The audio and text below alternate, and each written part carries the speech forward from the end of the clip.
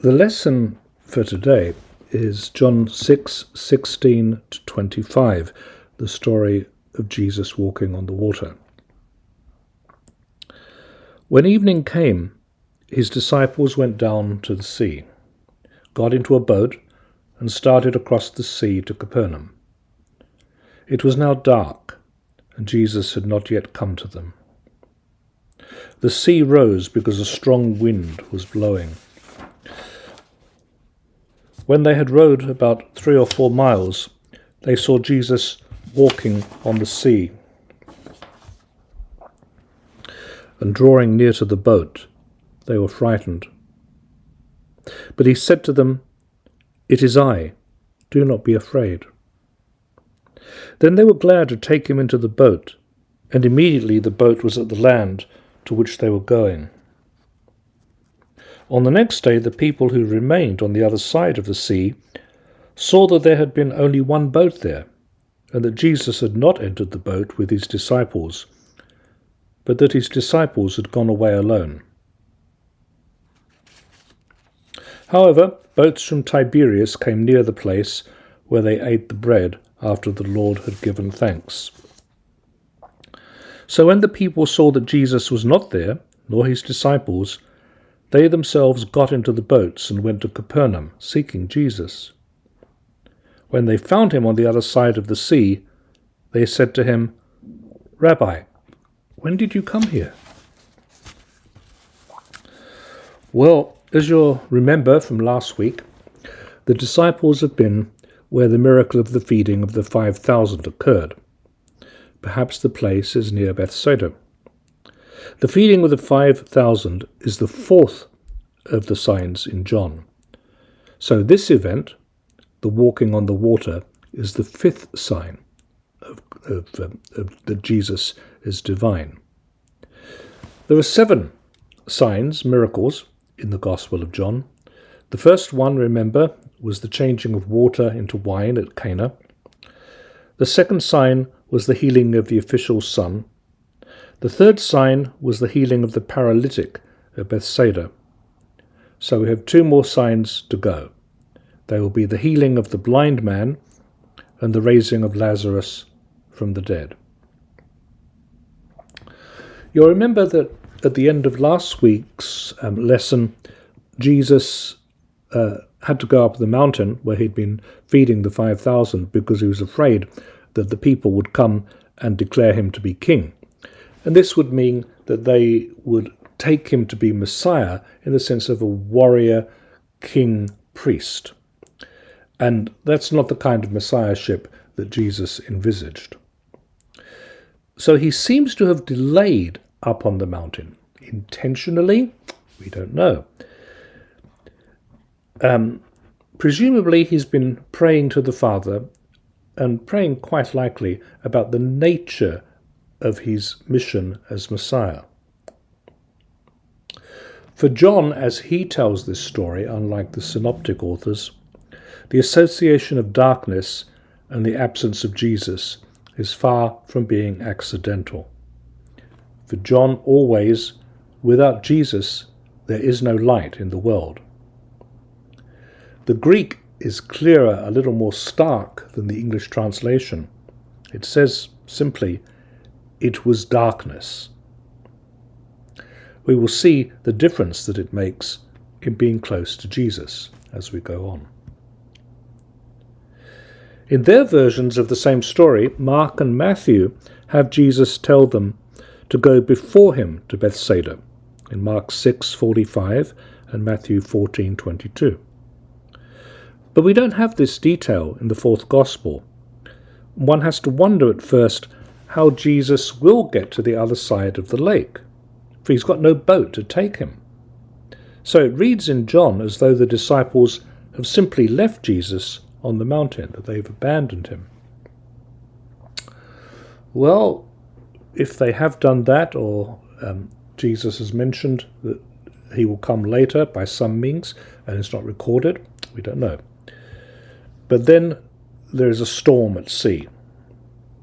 Now, sudden storms are not uncommon on the Sea of Galilee.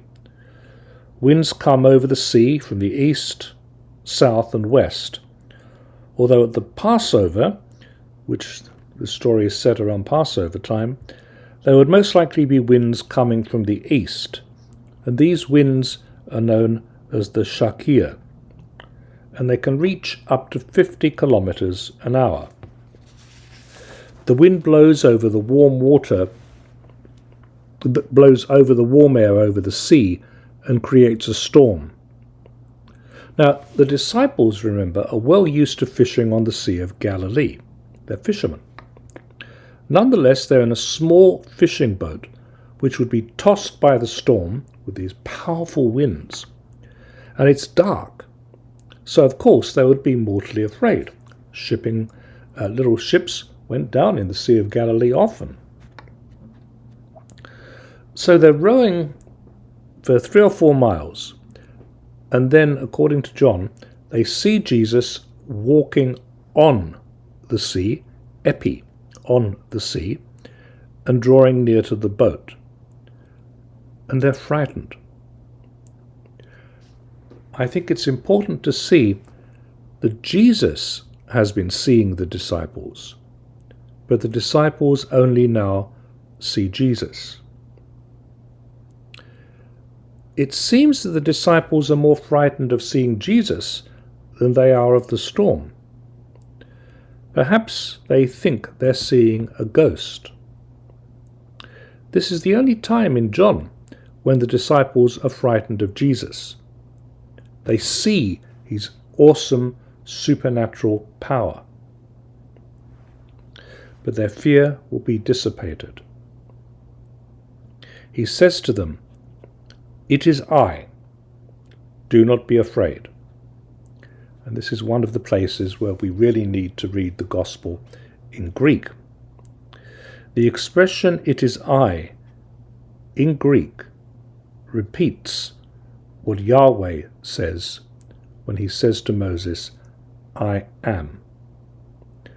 So the Hebrew for "I am" gets translated in the Septuagint, the Greek translation of the Hebrew scriptures, and is exactly the same. So when Jesus says, "It is I," he is in effect saying, "I am God."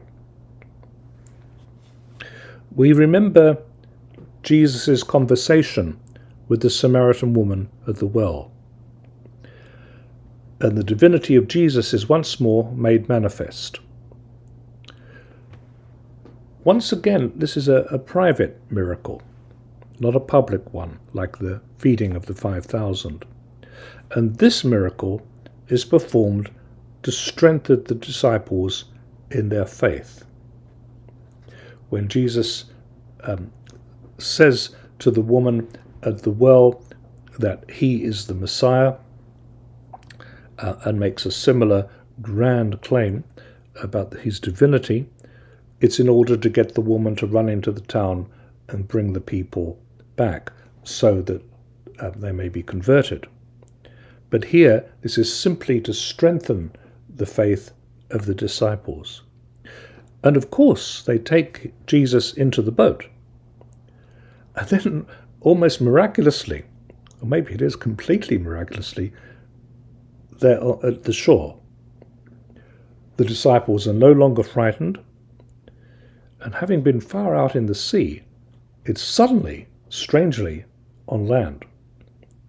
So maybe we have 2 miracles in this story. Now, the next day after this has occurred, the people who remained on the other side of the sea had seen that there was only one boat there, and that Jesus had not entered the boat with the disciples, but that his disciples had gone away alone. So their question is going to be,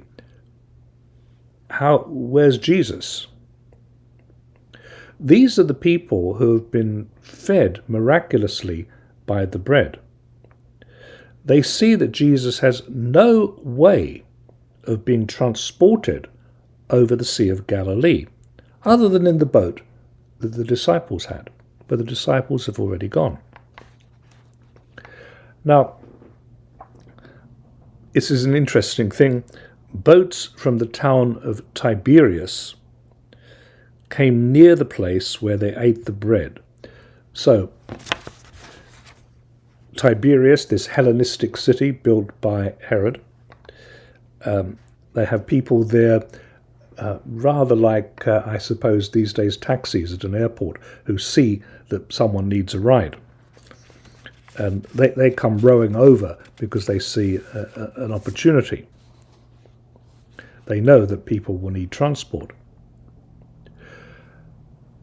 You'll see that when it says that Jesus had given thanks, it's exactly the same expression from which we today get our word Eucharist. Eucharist means giving thanks.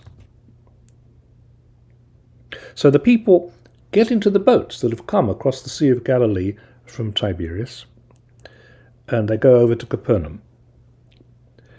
They're looking intensely for Jesus. They're not merely curious. You don't cross a sea and risk getting into a storm just for curiosity. There's something far more going on, and we won't really see this until next week's lesson. And when they find him, they say, "Rabbi, when did you come here?" And of course what they mean is, how did you get here? You didn't have a boat. How could you cross the Sea of Galilee? What we're going to find next week is that Jesus doesn't answer the question directly. Rather, he gives them a long discourse on the bread of heaven. So next week is going to be a much longer lesson and perhaps a richer one.